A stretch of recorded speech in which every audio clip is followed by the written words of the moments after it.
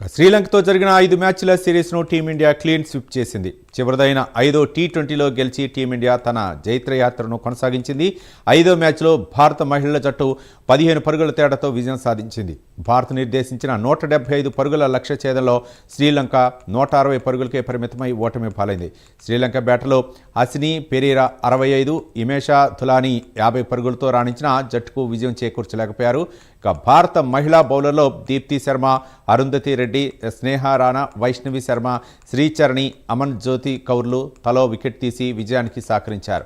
5 మ్యాచ్ల సిరీస్లో భాగంగా శ్రీలంకతో జరిగిన చివరి టీ20లో టీమిండియా ఓ మోస్తరుకు మించి భారీ స్కోర్ చేసింది. తిరువనంతపురం వేదికగా జరిగిన ఈ మ్యాచ్లో టాస్ ఓడి తొలుత బ్యాటింగ్ దిగి నిర్ణీత 20 ఓవర్లో 7 వికెట్ల నష్టానికి 175 పరుగులు చేసింది.